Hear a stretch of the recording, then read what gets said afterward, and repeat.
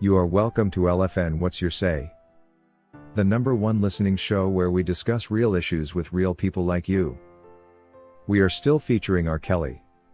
Real name Robert Sylvester Kelly. Also known as the R&B King. In the effort to justify government claims that R. Kelly operated a cult, the government mixed up stories told by multiple accusers to appear as though the R&B King had established a system whose purpose was to recruit underage women, even if most of the accusers turned out to have been way above the age of 18 and therefore adults at the said time of recruitment.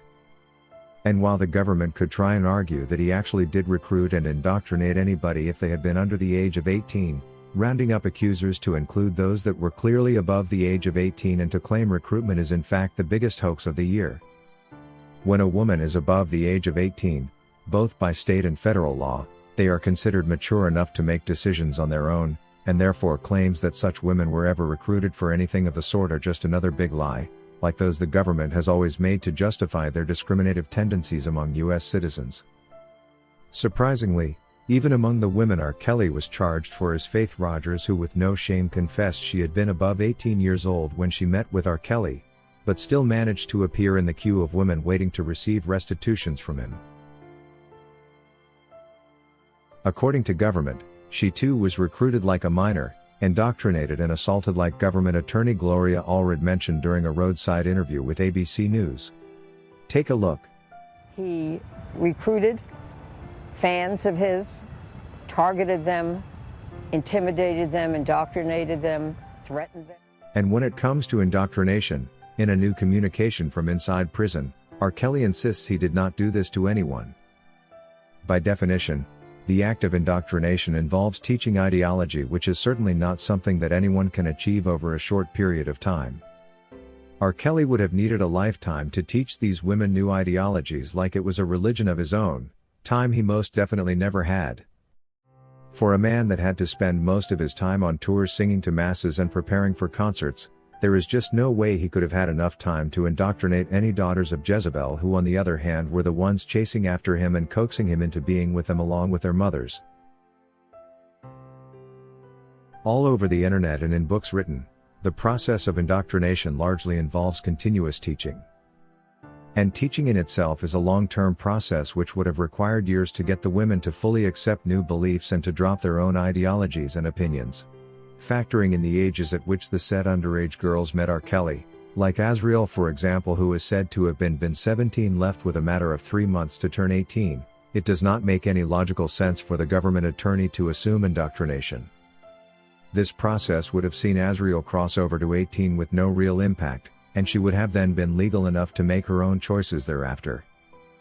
The only real underage claim that has ever existed with R. Kelly's cases was back in 2003 when the first allegations were made, and this was solved with a proper trial in 2008, which according to the recent Chicago ruling had no issues of justice obstruction like the government wanted us to believe.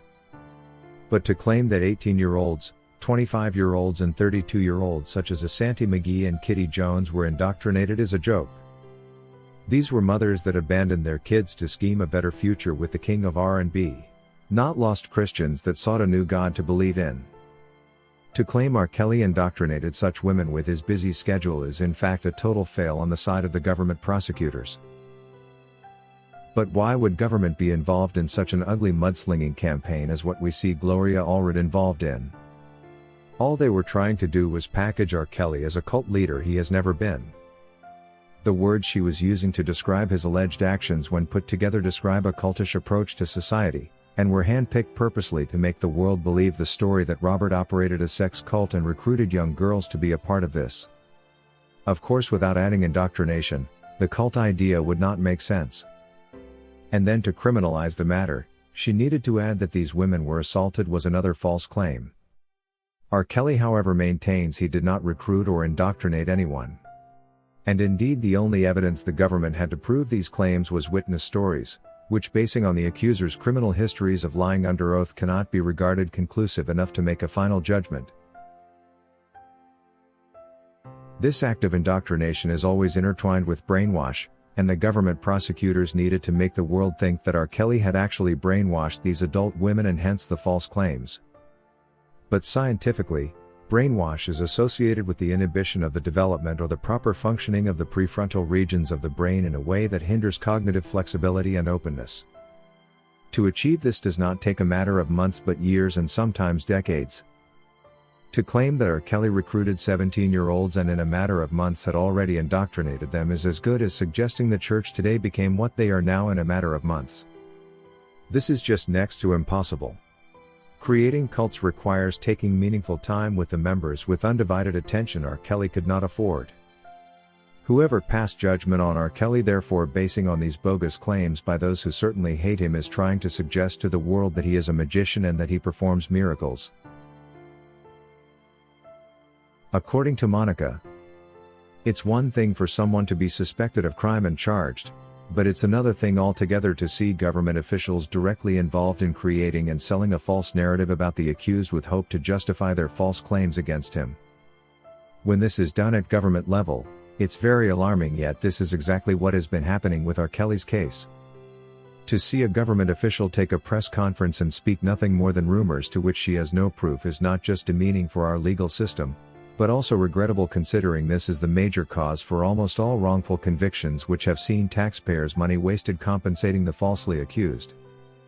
The whole idea that R. Kelly could have operated a sex cult is nothing more than a joke. He may have had multiple partners, but polygamy should not be mistaken for a cult. The only area R. Kelly was supposed to be investigated was the age issue to determine whether the women were underage or not. While we may agree that he indeed had relationships with multiple women, these relationships do not necessarily translate into a sex cult. For his relationships with these women to qualify as a sex cult, the women needed to be completely isolated from society, which was never the case.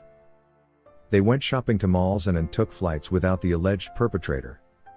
He also went on tour and many a time left them behind. Just why did they choose to stay? What could have stopped them from calling the police or returning home to their parents? Nothing at all. Also important to note, members of a sex cult will more than likely remain part of the group forever. In R. Kelly's case though, the women who got tired of the relationship retired and left him.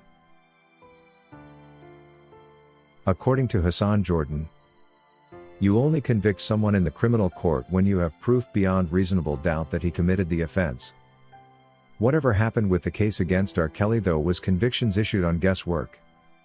The moment there were lies involved, the convictions based on such testimonies became invalid. The entire judgment was wrong on all levels. If you wish to take part in a live interview discussing any of these topics, let us know by sending an email to sashalfnmedia@gmail.com for scheduling. Thank you for watching today's video, a production of LFN Media, giving you another perspective of issues at hand.